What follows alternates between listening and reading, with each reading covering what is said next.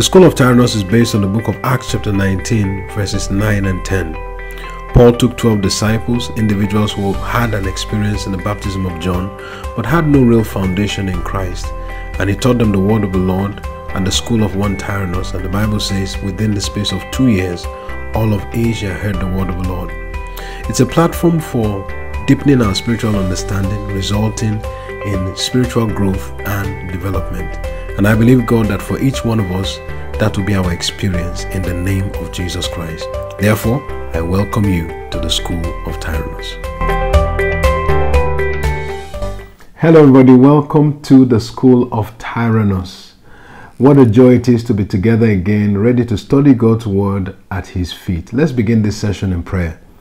Our Father, in the name of Jesus, I thank you today for this privilege and this honor that you have given to us to be at your feet and to learn your word. We ask that you open our eyes, that you give us understanding, give us light, give us insight as we study your word together in the name of Jesus Christ. Let our eyes be open and let each one of us encounter the light of your word. In Jesus' precious name, amen. I want to especially welcome all of those who are joining us for the first time in the School of Tyrannus, and also to welcome all of those who have been part of the School of Tyrannus thus far. The School of Tyrannus is a platform where we try to study the Word of God, looking at it line upon line and precept upon precept to get a comprehensive understanding of what God is trying to say to us. And we study the book of Ephesians line by line all through the 6 chapters of that book, and what an explosive encounter it was for each one of us. And here we are, we're going to begin a new series of lessons in the book of Philippians. So we're going to be taking the book of Philippians. If you are set to do that, please grab your Bible, take your notepad or your iPad or whatever you're using to take notes, and let's get ready to dive into God's Word. We're looking at the first 7 verses of the first chapter of the book of Philippians. So quickly open with me to Philippians chapter 1, and we are going to be looking at God's Word together. Glory to God. Okay, Philippians 1 verse 1 to 7. It says, Paul and Timotheus, the servants of Jesus Christ, to all the saints in Christ Jesus which are at Philippi, with the bishops and the deacons. Grace be unto you and peace from God our Father and from the Lord Jesus Christ. I thank my God upon every remembrance of you, always in every prayer of mine, for you all, making request with joy, for your fellowship in the gospel from the first day until now, being confident of this very thing, that he which had begun a good work in you will perform it until the day of Jesus Christ. Even as it is meet for me to think this of you all, because I have you in my heart, inasmuch as both in my bonds and in the defense and confirmation of the gospel, you are all partakers of my grace. This is a powerful session of scripture. Quite a number of important things are shown to us here, but we're going to be looking at what I've captioned by the help of the Holy Spirit: fellowship in the gospel. Fellowship in the gospel. And I want you to follow me very closely, because we're going to look at some very important but very simple concepts that will help us to walk in the light of this truth that God is unveiling to us today. And that word fellowship in the gospel is captured in that verse 5, where it says, for your fellowship in the gospel from the first day until now. All right, so let's begin to look at this concept. Now, the central focus of the Christian life, according to scriptures, is the gospel. Romans chapter 1 and verse 16. We are familiar with this, many of us should be, but let's read it for the purpose of emphasis. Now, Romans 1 verse 16, the Bible says this: for I am not ashamed of the gospel of Christ, for it is the power of God unto salvation, he said, to everyone that believeth, to the Jew first, and also to the Greek. So the Bible makes clear that the central focus or the central force behind the Christian life, whether you are Jew or Greek, no matter who you are, if you claim to believe, the central focus or the central force is the gospel. Now, it is also seen from scriptures as the rock upon which the church is built. In the book of Matthew chapter 16, And verse 18, we see that Jesus speaking to Peter, making this very remarkable statement that has been sounding through the ages. Matthew chapter 16 and verse 18. Here we see Jesus making this statement. He says to Peter, and I say unto thee, that thou art Peter, and upon this rock I will build my church, and the gates of hell will not prevail against it. Now, what is it that Peter had said that made Jesus respond in this manner? If you go back to verse 16, it says, and Simon answered and said, thou art the Christ, the Son of the living God. That was the revelation that Jesus was referring to. And it says, upon this revelation, upon this reality, I will build my church. And you see, the truth is this. You must understand that the gospel is all about the preaching or the presentation of Christ. You look at this in the book of 1 Timothy chapter 3. Hallelujah. 1 Timothy chapter 3. The summary of the gospel is all about the presentation of Christ, the reality of Christ as the Son of God. Now, 1 Timothy chapter 3. Thank you, Jesus. Glory to the Lamb of God. Open as quickly as you can. We have a bit of a ground to cover today. All right. So, it says here to us, verse 15 and verse 16, it said, but if I tarry long, that thou mayest know how thou oughtest to behave thyself in the house of God, which is the church of the living God, the pillar and the ground of truth. So the church is referred to as the pillar and the ground of truth. But what is it built upon? What is the foundation upon which this ground and pillar of truth rests? It says in verse 16, and without controversy, great is the mystery of godliness. The summary is God was manifest in the flesh. Look at that. It said justified in the spirit, seen of angels, and preached unto the Gentiles, and believed on in the world, and received up into glory. God manifest in the flesh, that's Christ. It says as a result of that, he said he was justified in the spirit, seen of angels, preached unto the Gentiles, and believed on in the world, then received up into glory. So we see here that the summary of the gospel upon which the church is built is the manifestation of God in the flesh. Christ coming as the representation of the Godhead here on the earth. And then that Christ, the Bible says, is preached. It says justified in the spirit, seen of angels, and preached unto the Gentiles as the solution for their situation. In other words, we must understand that when it comes to the gospel, we are talking about Christ himself, the revelation of Christ being presented to the world. And that is the solution through which the Gentiles are reconciled to God. Now, the Gentiles here may generally refer to those who are not Jews, but the Bible says to us, according to that book we saw, the verse we saw in Romans, it said, both to the Jew and the Greek, the gospel is the pathway to salvation. It is the power of God unto salvation. So according to the scripture here, we are made to see very clearly that when we talk about the gospel, we are talking about the preaching of Christ, the presentation of Christ, the reality of Christ being presented to our world. And that is the central focus of the entire Christian adventure. This is why you discover that all through the scripture, we are told about the preaching of Christ. It says, and Philip went to Samaria. What did he do there? He preached Christ there. Acts chapter 8 and verse 5. The Bible says in Colossians chapter 1 and verse 28, look at this. You will see that this is exactly what the gospel is all about, the preaching of Christ. He is our message. Colossians 1 verse 28. It says to us there, whom we preach, warning every man. That's Christ. Whom we preach. It is that Christ that we preach. Look at verse 27. It says, so to whom God will make known what is the riches of the glory of the mysteries unto the Gentiles, which is Christ in you, the hope of glory, whom we now preach. That Christ is the one that we preach. So the central focus of the gospel is Christ. He is the one that comes into the life of an individual, making that one a child of God, and is the message that we carry going from place to place. So clearly, according to the scripture, we talk about the central focus of the Christian life. It is the central focus of the gospel. All right. Some people will say, oh no, but the focus of the Christian life is Christ. Yes, but Christ is the gospel. So it means that the central focus of the Christian life is the gospel. And that is why in this regard we find Jesus Christ being represented in the book of John chapter 1 verse 1 to 3 as the Word. In the beginning was the Word was with God, and the Word was God. The same was in the beginning with God, and all things were made by him, and without him was not anything made that was made. And that Word ultimately became flesh and dwelt among us. We see that in verse 14 of the same scripture.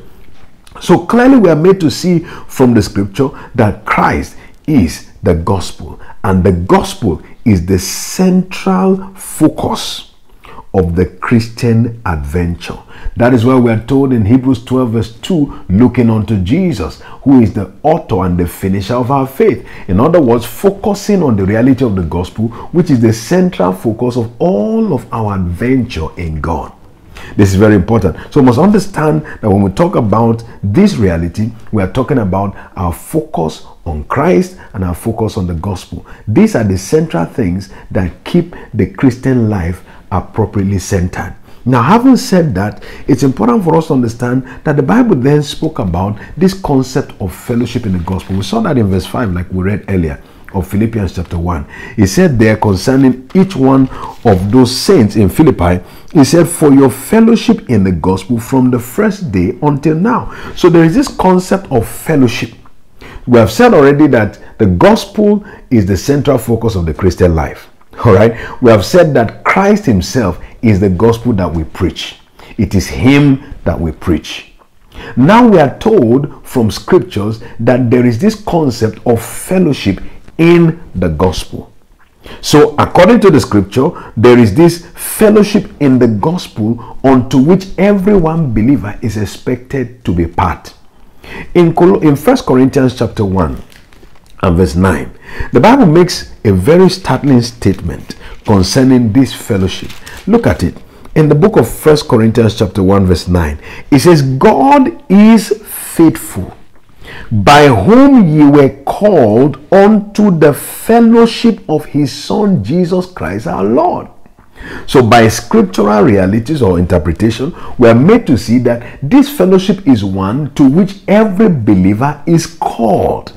God is faithful, by which we are called into the fellowship of his Son Jesus Christ our Lord. So we are called into fellowship. So if you look at the book of Romans chapter 8, when it tells us that those whom he did foreknow, he said he did predestinate. Those he predestinated, he called. And those that he called, he justified. Those he justified, he glorified. That calling is a calling into fellowship. So every child of God is called into fellowship. It means that this reality of fellowship becomes fundamental to each one of our Christian journey. And that's what I want us to see. Because it's a term that you can easily skip over. But it's a central focus within this context of the scriptures that we are studying today. That God has called every one of us into the place of fellowship. And that fellowship becomes a central, requirement for us to enjoy the best of God in our walk on the earth. So now it becomes important for us to, begin to unpack this concept. But let's look at a few more scriptures to enlighten us on the subject. 1 John chapter 1. Glory to God. I believe somebody's already been blessed. 1 John chapter 1. And we're going to look at verse 1 to 3 of this scripture. All right. It says, that which was from the beginning, which we have heard, which we have seen with our eyes, which we have looked upon, which our hands have handled of the word of life. For the life was manifested, and we have seen it, and bear witness, and show unto you that eternal life, which was with the Father, and was manifested unto us. Hallelujah. It said, that which we have seen and which we have heard, declare we unto you, that you also may have fellowship with us. And truly our fellowship is with the Father and with his Son Jesus Christ. This is powerful, because here we are saying that there is this fellowship that this apostle is calling the church into. He's telling them that there is something that we have heard. There is something that we have seen with our eyes. There is something that our hands have handled of the word of life. And who is the word?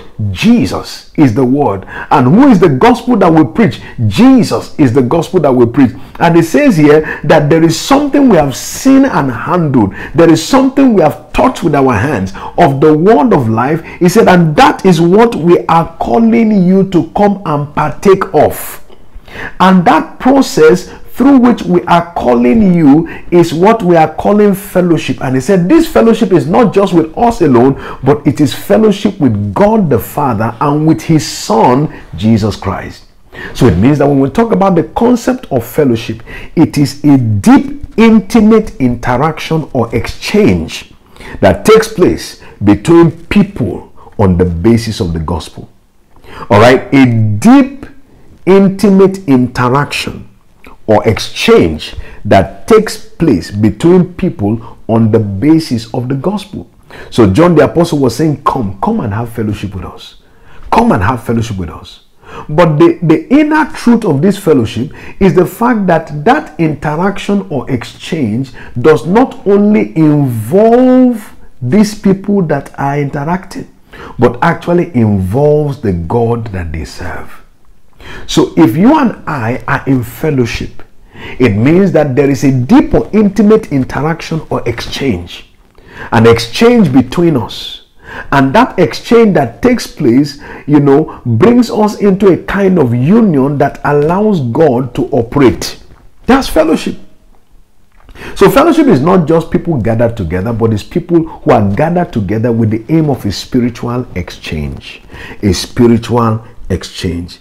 And if you look at what the Bible tells us in the book of Acts chapter 2 and verse 42, we're just laying the foundation here, and we're going to go very quickly into the things that God is going to show us today. Acts chapter 2 verse 42. Look at what it says. It says, and they continued steadfastly in the apostles' doctrine. Doctrine talks about the word. They are continued in the apostles' doctrine and fellowship and in breaking of bread. They continued in the word and in fellowship. Remember 1 John, he said there, come, there is something about the word I want to show you, and when you find it, you will have fellowship with us. And that fellowship is not really with us alone, but with the Father and with his Son, Jesus Christ. So you discover that everything around the gospel brings us into a platform where we can interact, exchange, and as a result of that, we have genuine fellowship not only with one another, but with God the Father and his Son, Jesus Christ. And my prayer today is that even as we go through the word of God together, because this is a spiritual exchange, this is a time of fellowship where we are gathered together, the opportunity to exchange spiritually. You provide attention and God provides revelation, and that exchange is what is taking place right now. And as that takes place, I pray that the benefit of fellowship will begin to answer for each one of us in the name of the Lord Jesus Christ. Now, as I meditated upon this subject over the course of the past few days, trying to discern and decipher the things that God wants to show us, three things became very apparent to me. And I'm going to highlight each one of them, starting with the first one right now. That's going to be the crux of the teaching for the day. Now, when we talk about fellowship, there are three dimensions, three levels, or three aspects of fellowship that each one of us must begin to expect to not only experience, but expect to pursue. Three dimensions, three aspects of fellowship that are vitally important. The first one is what I call being partakers. So, partakers, three P's. The first is partakers. If you look at that book of Philippians, the Bible said there in verse 7, Philippians chapter 1 and verse 7, glory to Jesus, the Lamb of God. All right, Philippians 1 and verse 7. This is what it says. It says, even as it is meet for me to think this of you, because I have you in my heart, inasmuch as both in my bonds and in the defense of and confirmation of the gospel, you are all partakers of my grace. So the first dimension or first aspect of our experience of fellowship is the platform of being partakers. If you remember what we saw in that book of 1 John chapter 1, we saw there something very, very important. John the Apostle said there, he said that which was from the beginning, which we have heard, which we have seen with our eyes, which we have looked upon, which our hands have handled of the word of life. For the life was manifested, and we have seen it. It says, and hear and bear witness and show unto you that eternal life which was with the Father and was manifested to us. He says, that which we have seen and heard declare we unto you, that you also may have fellowship with us, that you can partake of the benefit with us. So we discover that when we talk about fellowship, it first starts at the platform of partaking. You see, we said already that our fellowship is going to be around the word, around the gospel, which is the central focus of the Christian adventure. Now, the Bible is making us to see here that this gospel around which you and I fellowship carries within it, all right, carries within it certain virtues that you and I are expected to partake of. So fellowship is a platform through which you and I are able to partake of spiritual virtues. Very important. It is a platform through which you and I are able to partake of spiritual virtues. Acts chapter 20 and verse 32. The Bible says to us, let's read it. Let's read it. I don't want to just quote all these scriptures and leave many of us hanging. I would need to quote some in the course of the teaching, but I'll try and read as many of them as we can. Acts chapter 20 and verse 32. And now, brethren, I commend you to God and to the word of his grace, which is able to build you up and to give you an inheritance among them that are sanctified. So when we gather together and fellowship together on the basis of the word, there is a spiritual virtue that is made available. The Bible describes it here as grace. So in other words, when you and I fellowship, there are spiritual virtues with which we interact. Virtues are made available and those virtues are exchanged on the platform of fellowship. And that is why you discover that everything that God needs to do, he does on the basis of his word. Because when we gather together and fellowship on the basis of his word, there are spiritual virtues that are released.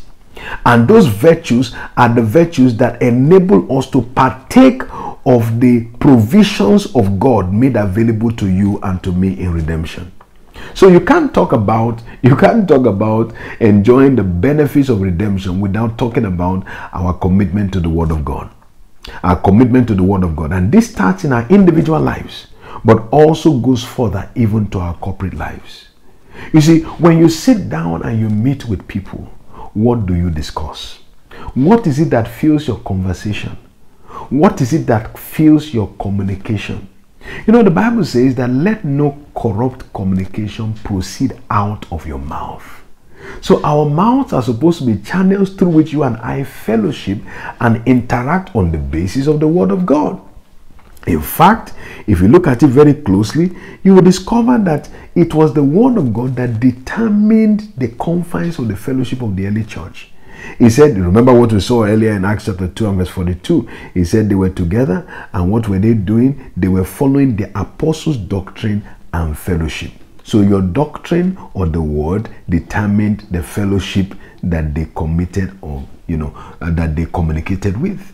So in other words, if you are going to operate as a believer, the word of God needs to become the compass for the fellowship that you have. Don't forget, the Bible is very clear in making us to understand that evil communication corrupts good manners.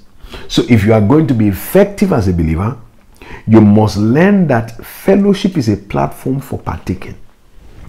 Now, I discovered something in reflecting on this even deeper. You see, the Bible makes us to see that two people cannot fellowship together except they be agreed. So if the word of God is not the director of an individual's life and I fellowship with them, you see, we can't continue together except we agree. Which means I must abandon something about the word that I believe in order to continue to fellowship with such an individual. That's the way it works. You can't keep fellowshipping with an individual with whom you don't have fundamental agreement in terms of the foundations of God's word. If you keep doing so, you will have to compromise something about the word of God in order to do so. And it's important to understand, I said something earlier, and I want us to think about this very deeply. I said fellowship is a deep or intimate platform through which we have an exchange. There's an exchange, and the exchange is largely of spiritual virtues. When the word of God is the director of our fellowship, when the word of God becomes the central focus of our fellowship, what gets exchanged is grace. The grace of God. It gets exchanged between us. So you find out, that's why the Bible tells us about having your word seasoned with salt, and then speaking words of grace. Because when your fellowship is around the word of God, the outcome of that interaction is an exchange of grace. The grace of God finding expression. So Paul the apostle said in that Philippians 1 verse 7, he said, you are partakers of my grace. Whether it's in the defense or the confirmation of the gospel, whatever it is I am doing, there is an exchange of grace that is taking place because of the fellowship and the interaction that we have together. So those that we interact with, when we interact around the word of God, there is an exchange of grace. That's why you discover that when you are hanging around certain individuals who have contacted certain things from God's word, the grace on their life concerning that subject easily begins to rub off on you. Don't forget what we saw in that book of 1 John chapter 1. Remember what John the apostle said there? He said the things that we have found, the things that our eyes have seen, the things we have heard, the things we have handled with our hands. So you must understand that every individual that you come across that is a believer, all right, or individuals that are ahead of us in the journey of the gospel, there are certain things that they may have found, discovered, that their hands have handled. The more you interact with them, there is an exchange of that grace of God that is upon their lives that you begin to enjoy.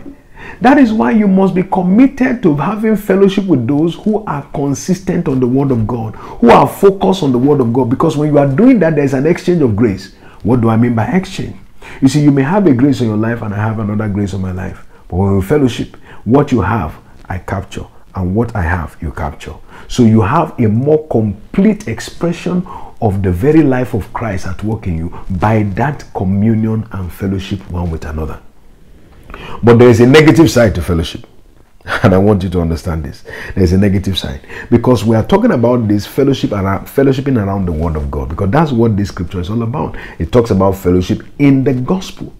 But when fellowship is not in the gospel, when it is outside of the confines of God's word directing your interaction, when it's outside of the confines of God's word determining those that you fellowship with and how you fellowship with them, then it can produce negative results. And why is that so? Look with me at these very important subjects of scripture. Now, in Ephesians chapter 5, thank you, Jesus. Ephesians chapter 5 and verse 11. I want you to see what the Bible says here. It says, and have no fellowship with the unfruitful works of darkness, but rather reprove them. It's a very strange statement to make. And why do I say it's strange? It didn't say, and have no fellowship with those that produce unfruitful works of darkness. It said, have no fellowship with the unfruitful works of darkness. Now, clearly, it's talking first of all about interacting with the people who operate in such a way that they manifest unfruitful works of darkness. Because fellowship is about interaction and exchange. So what is he trying to say here? He's saying when I spend time fellowshipping with an individual who is producing works of darkness in their lives, the effect of it is that I am fellowshipping not only with them, but with the works that they do. And this is very important for us to understand this. And let me dive deeper in the scripture to help us to see this. 1 Corinthians chapter 10 and verse 20. Look at what the Bible says here. Thank you, Jesus. It says, but I say that the things which the Gentiles sacrifice, they sacrifice to devils and not to God. And I would not that you should have fellowship with devils. Now, it's not talking about somebody who went to the shrine now. It's talking about an individual who went to fellowship with an individual that is not in Christ.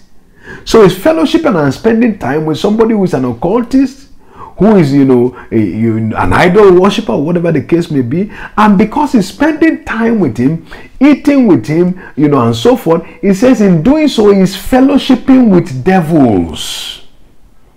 So in other words, this investment of his time, his energy in such interaction, God calls it there as a fellowship with devils. The meaning of that is that you and I must be cautious. I've seen many people basically almost destroy their destinies on the basis of fellowship. Going to interact with those who are not going to stand on the authority of the Word of God. So you find individuals that call themselves Christians. They leave church on a Sunday and then they go to certain, so-called prayer houses in the course of the week, where they are introduced to all kinds of things that are contrary to God. And in that, they think that they have not actually met with the devil yet, because they have not had a direct interaction. You find people who are carrying talismans and different things given to them by people, and they say, well, I didn't go to any charm house to get it. Somebody gave it to me. You see, the more you interact with those that interact with the enemy, that interact with the devil, the more you have the devil interacting directly with you. So there is something that you find that such individuals have contacted from the realm of the spirit that they now exchange in your own interaction with them. I'm reminded of the story of a young man that serving God, passionate about God and so forth, loved God and all of that. But then somewhere along the line, he went somewhere, and then somebody in the name of fellowship, that individual touched him, and instantly he came under pressure for immorality. That very day, he left that place of fellowship and that interaction with that individual and instantly went to commit immorality and caught HIV that day. Why? There was a spiritual exchange because of wrong fellowship, wrong interaction that brought corruption to his purity, and as a result of that, derailed him in the journey of destiny. What am I saying therefore? You must be cautious when it comes to fellowship. Let your fellowship be absolutely based on the authority of the Word of God. Don't forget the early church, Acts chapter 2 verse 42. It said they continued in the apostles' doctrine and in fellowship and then breaking of bread. So they can't break bread until they are in fellowship with you, and they can't fellowship until you are around the same doctrine. The Word of God must remain the central focus of our fellowship. Please hear this and hear it very well. So many of us today in our culture of liberality, of liberalism, and our culture of political correctness and acceptance have come to the place where we are compromising our stand with God by allowing ourselves to go into fellowship and concord with those that are not of God. And the moment you are doing that, you are allowing the virtues that they carry to be transmitted in an exchange. It's vital for you to understand you and I have a responsibility to sanitize those that are around us on the basis of the Word of God. Check God's Word and see whether it can become a basis for which two of you can continue to interact. Anybody who tells you carry your Bible, go. There's no need for us to be talking about the Bible all the time. Why must we be speaking concerning why is everything about what God says? Such an individual is somebody to run from. Because you keep interacting with them, they will keep derailing you in your walk with God. Remember, fellowship is about partaking. Those you fellowship with, you partake from. Paul said, you have fellowshiped with me, and as a result of that, you are a partaker of my grace. Whoever you fellowship with, you partake from. So if you don't want to partake from what some of them carry, you must understand that you have to avoid fellowship with such individuals. So God makes it clear. Fellowship is a central need that we have, but we must fellowship around the Word of God. That the Word of God must be the central focus for our fellowship to be productive. Praise God. So we say first, the responsibility or the first dimension is partakers, as partakers. Number 2 dimension is as participators. As participators. Now, in the book of 1 Corinthians chapter 3, and verse 9, the Bible says this. It says, for we are laborers together with God. Ye are God's husbandry, and ye are God's building. We are laborers together with God. Now, it's important for us to understand that the gospel is not just for us to partake of, but for us to participate with. The Bible makes us to see that the gospel leaves the believer with a duty. In the book of Mark chapter 16 and verse 15, Jesus said, go into all the world and preach the gospel to every creature. So the duty of the believer with the gospel is to preach it. And remember, we said the gospel is Christ, and Christ is the gospel. So we have the duty to preach Christ wherever it is that we go. In the book of Mark chapter 8 and verse 38, Jesus put it this way. Look at this with me. Mark chapter 8 and verse 38. Thank you, Lord. Mark 8 and verse 38. All right, this is what Jesus says. He said, whosoever therefore shall be ashamed of me and of my words in this adulterous and sinful generation, of him also shall the Son of Man be ashamed when he cometh in the glory of his Father with the holy angels. So the Bible makes clear to us that if you are going to be effective in your walk, you must be a participator, refusing to be ashamed of Christ. No wonder Paul the apostle said in that book of Romans 1:16, we saw it earlier, I am not ashamed of the gospel of Jesus. He said, because it is the power of God unto salvation to him that believes, first to the Jew and then to the Greek also. So the Bible makes it very clear that we must refuse to be ashamed of the gospel. And why is this so important?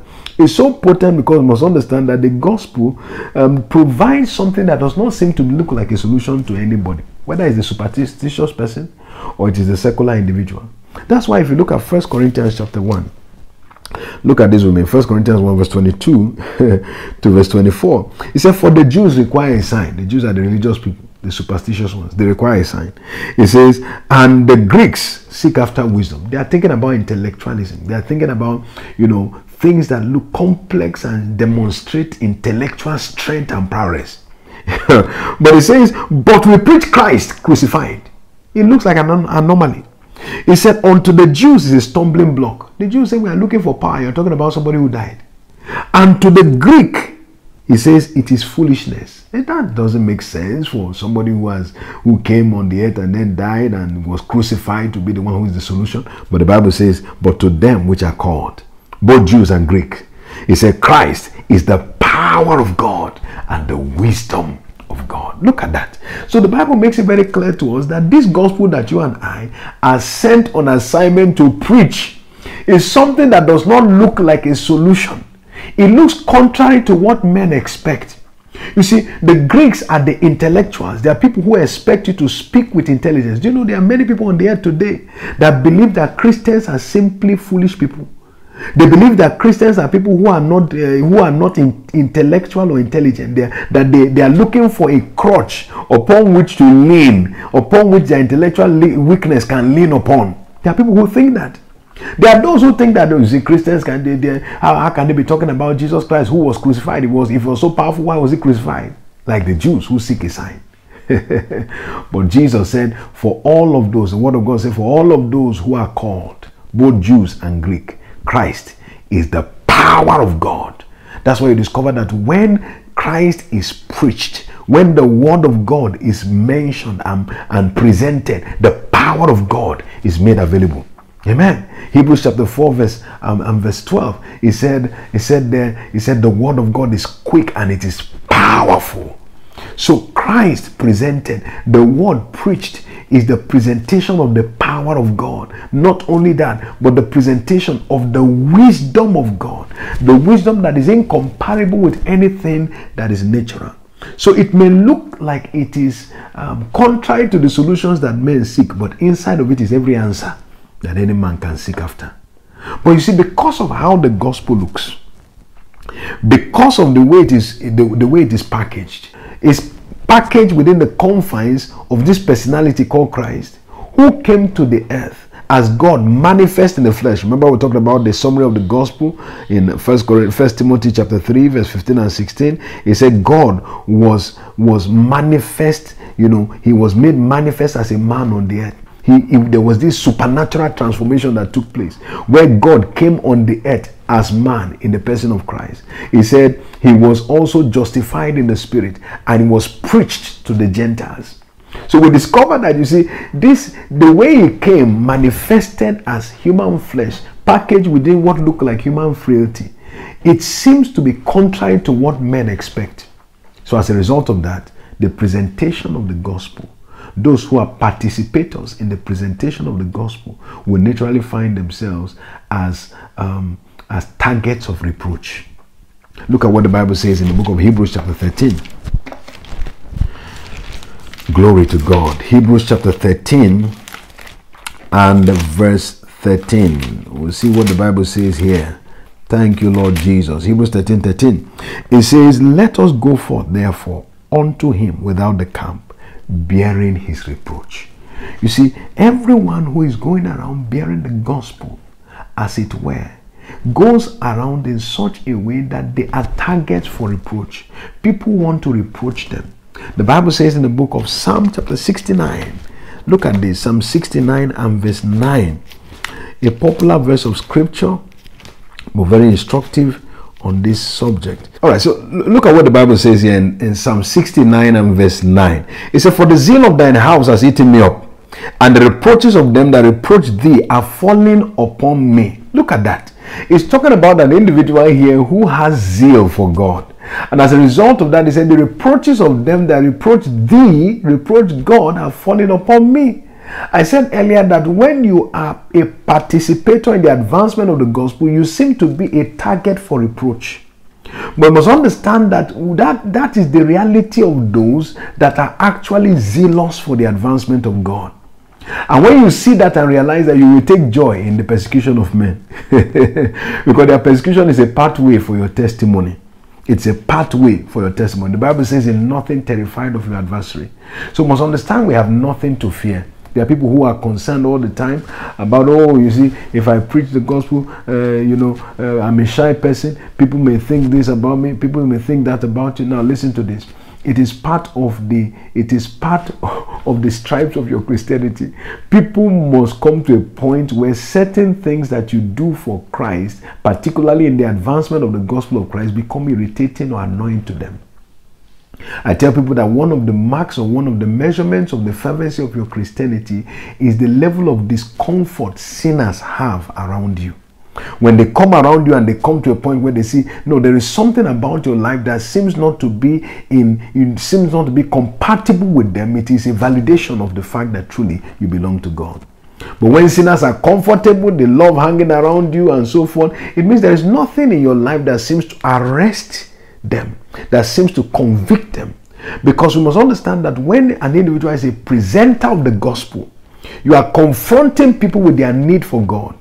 And therefore, it is either they are convicted and arrested by that need for God that you are presenting them with, or they find themselves unable to stay around your environment because you are such an avid participator in the distribution and dissemination of the gospel.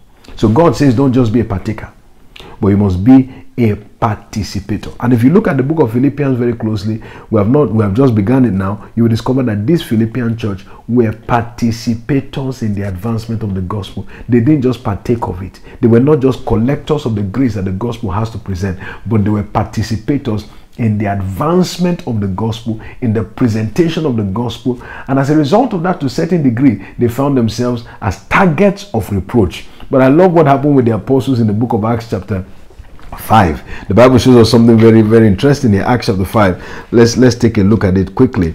Acts 5 verse 41 and verse 42.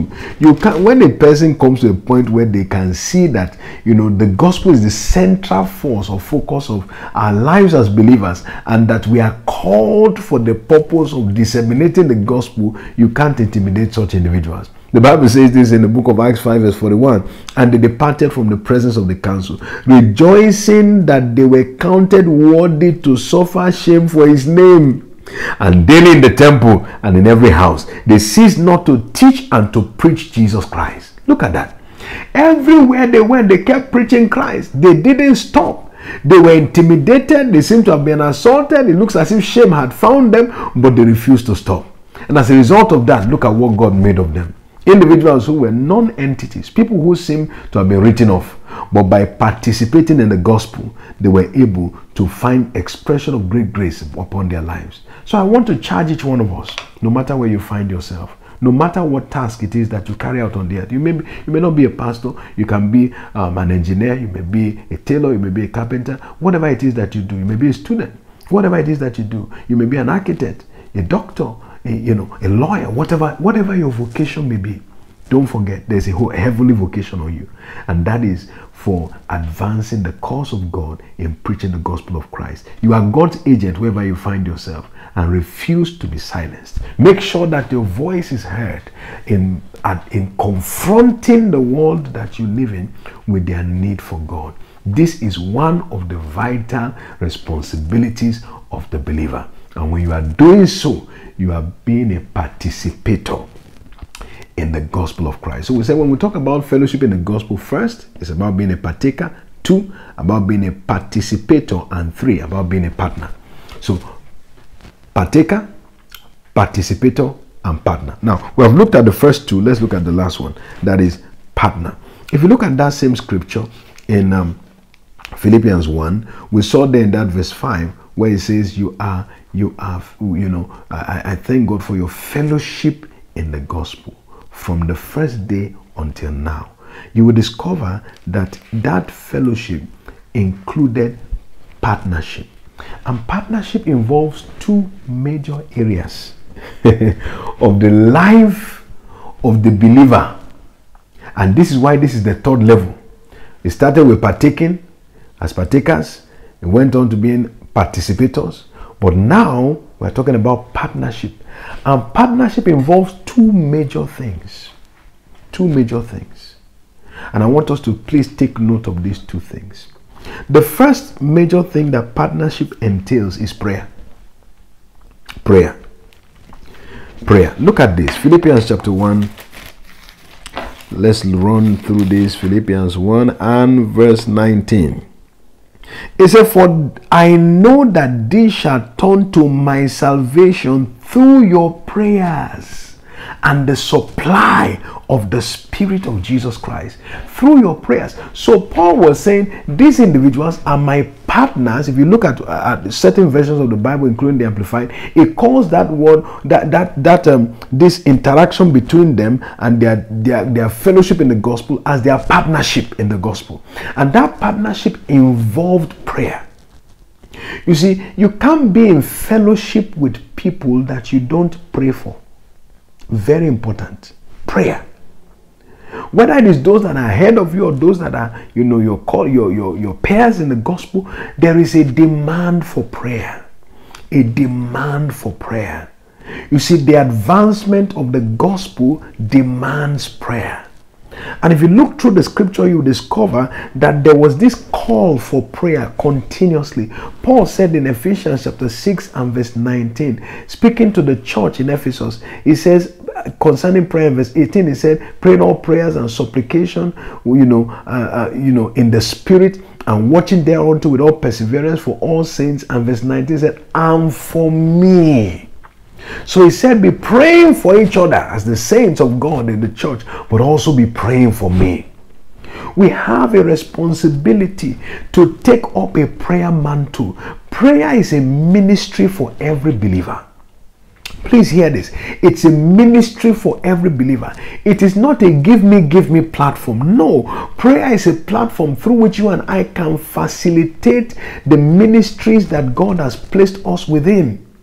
You pray for your pastor, you pray for your peers in the gospel, you are within a cell fellowship, you pray for your cell members, you serve in a service group in the church, you pray for them. You make sure that prayer is a continuous ministry that you are offering. Paul said here, I know that this will turn to my salvation through your prayer. He was convinced that they were praying. You see, it's important for us to recognize that we have that responsibility to sustain our commitment on the altar of prayer. I'm not talking about going around announcing to everybody that you are praying for them. My brother, I'm praying for you. My brother, I'm praying. I've discovered that most Christians who say they are praying for you are not praying for you at all. It is simply the vocalization of what they express as goodwill. They are simply saying, I wish you well, but not that they are praying for you. But God says that He expects for you and for me to be partners in the gospel, which means that we are praying. We are praying one for another. Paul the Apostle, again speaking in 2 Thessalonians chapter 3. Let's look at this quickly. 2 Thessalonians chapter 3 and see what the Bible says here. And verse 1. It says, finally, brethren, pray for us. Pray for us, that the word of the Lord may have free course and be glorified, even as it is with you. Pray for us. We are on assignment, but pray for us. We are carrying out a kingdom task, but pray for us. He said in verse 2, he said that we may be delivered from unreasonable and wicked men, for all men have not faith.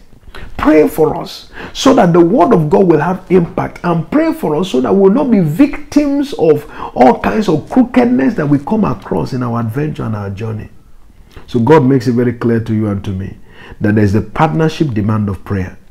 And why is this so important? Because to every open door there are many adversaries. 1 Corinthians 9, chapter 16 and verse 9. A great door and effectual is open unto me, and there are many adversaries. So the altar of prayer is where we do battle, is where we do warfare to bring about victory in our adventure on the earth. And can I encourage you with this? Don't just pray in your understanding, pray in the Spirit. Pray in the Spirit intensely. The Bible says in that book of Ephesians chapter 6 and verse 18, praying all prayers and supplication in the Spirit. Hallelujah. Praying all prayers and supplication in the Spirit. He was talking about the whole armor of God from verse 10 of that scripture all the way down to verse 17. And then after that he says you use all of this by praying all prayers and supplication in the Spirit. So when you pray in the Spirit, you are engaging in battle against the forces many times that are standing against the advancement of the gospel on the lives of those that you are praying for. You may not know what it is, but just stay there, committed on the altar of prayer. Take up a prayer mantle. I'm challenging you. You watching me today, take up a prayer mantle. Take individuals that are around you, those that are your peers, those that are your fellowship, those that are within your church, that are leaders within your church, those that are, within your service unit. Take them up as prayer projects and begin to stand on the altar of prayer. Not because they asked you to do so, but because your love directs you to do so. Hallelujah. And can I encourage you, don't go around telling them I'm praying for you. Just pray. Just pray. Because in your praying in secret, you will see things happening openly. Hallelujah. I'm reminded about the story about an individual who was a missionary, and this individual was in one of the very remote parts of the world. And in this part of the world they had I believe cannibals and so forth, people who eat people basically. And they were missionaries in that place, and something had happened along the way and they had to go and interact with that tribe. And as a result of that, at a certain point, this woman who was in their home country just had a burden in her heart to pray for these missionaries. And she began to pray. She didn't know what to pray, so she began to pray extensively in the Spirit. Extensively in the Spirit. And as she was praying and praying, she just got to a point where she felt a note of victory.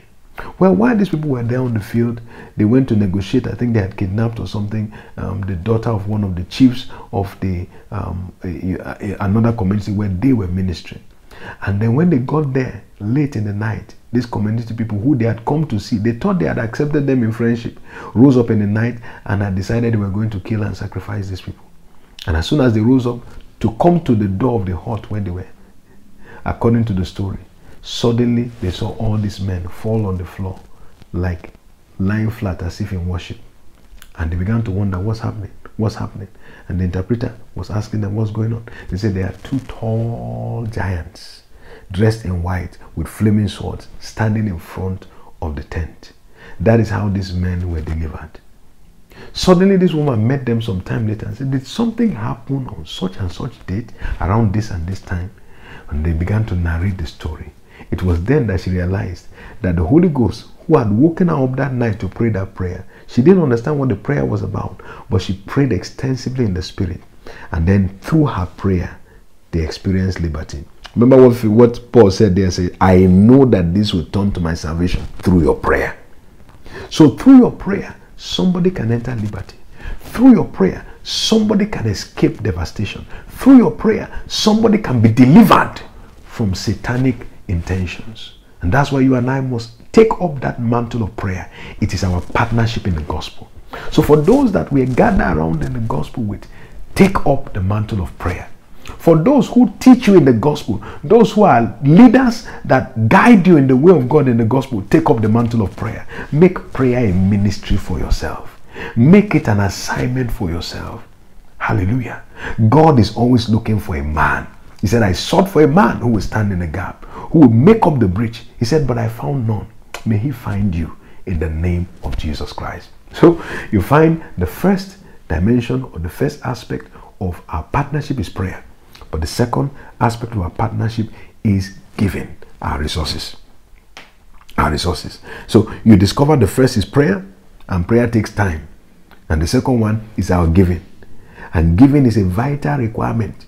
If you look at the book of Philippians very closely, you discover in chapter 4 of Philippians that this Philippian church participated or they engaged in giving. Look at it, verse 15 and 16. And you Philippians know also that in the beginning of the gospel, remember we're talking about fellowship in the gospel, he said, when I departed from Macedonia, no church communicated with me concerning giving and receiving, but you only.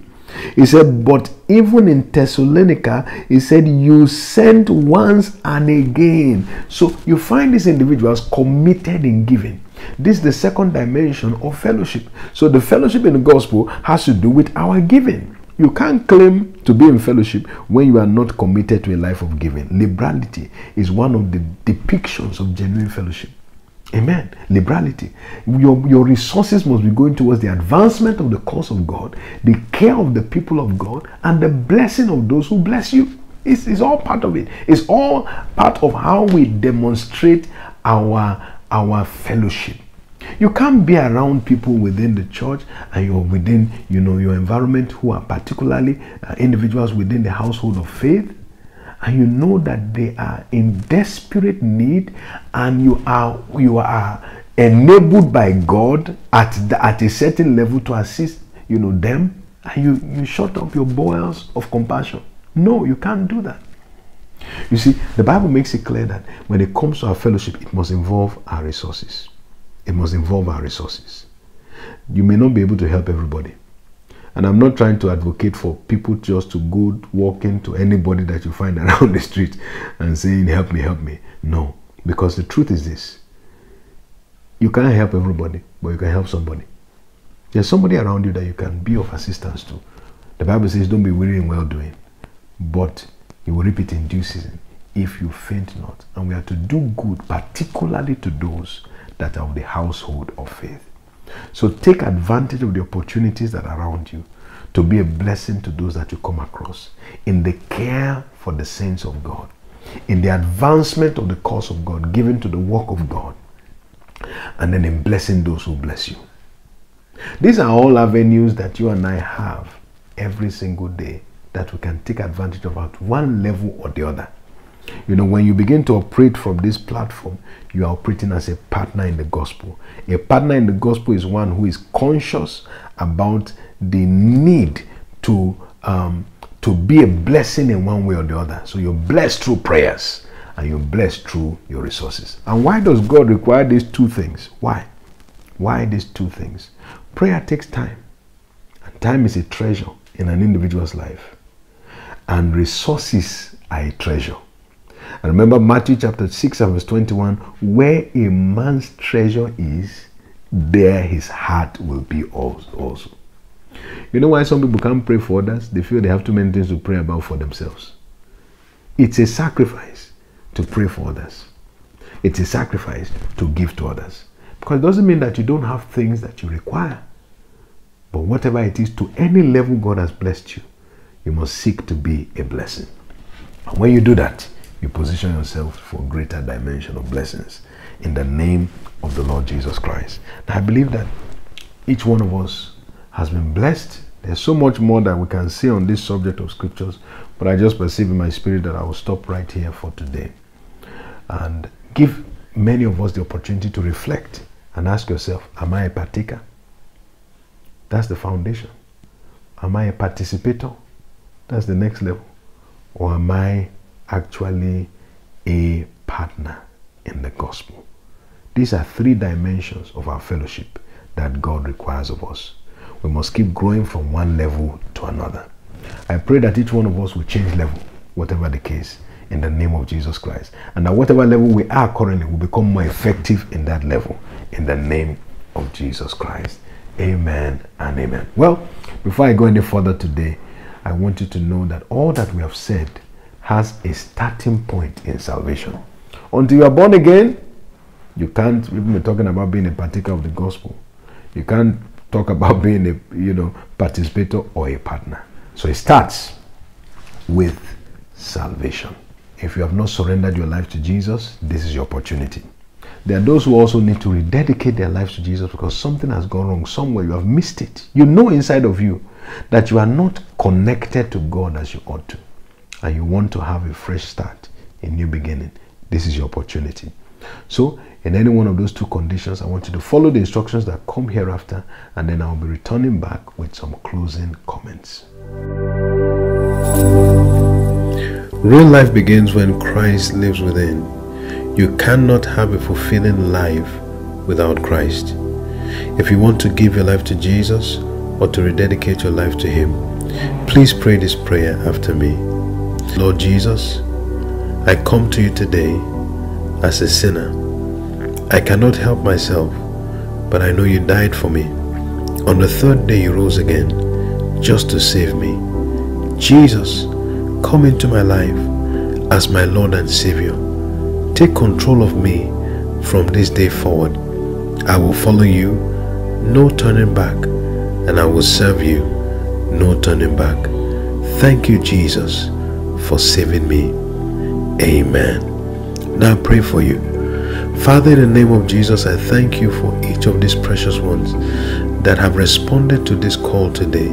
I ask that you grant each one grace to continue to walk with you all the days of their lives, that none of them will turn back from following after you, and that the fulfillment they desire will begin to manifest in every area of their lives in the name of Jesus. Thank you, Father, for it.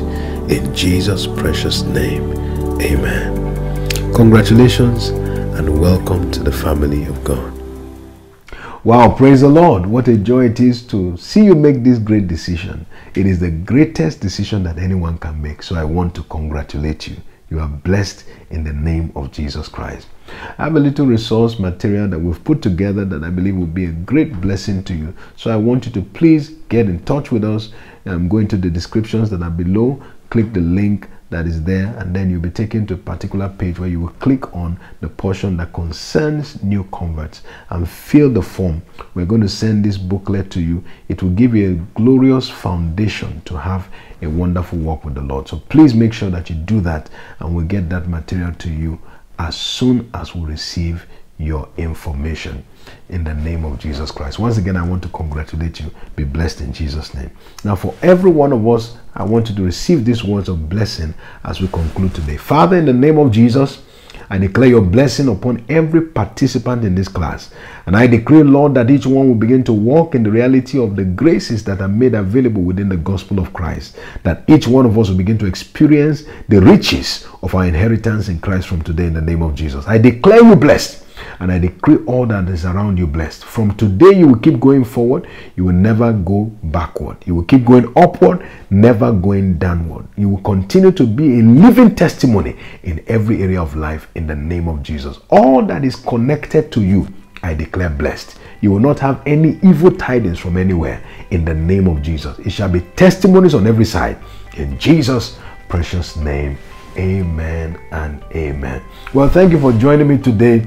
I want you to, if you have not done so yet, quickly subscribe to this channel. Please share the content so that it can be a blessing to somebody else, and like this content so that more people can gain access to it. And the Lord bless you richly in the name of Jesus Christ. Well, till I see you next time, keep walking in the great light. God bless you.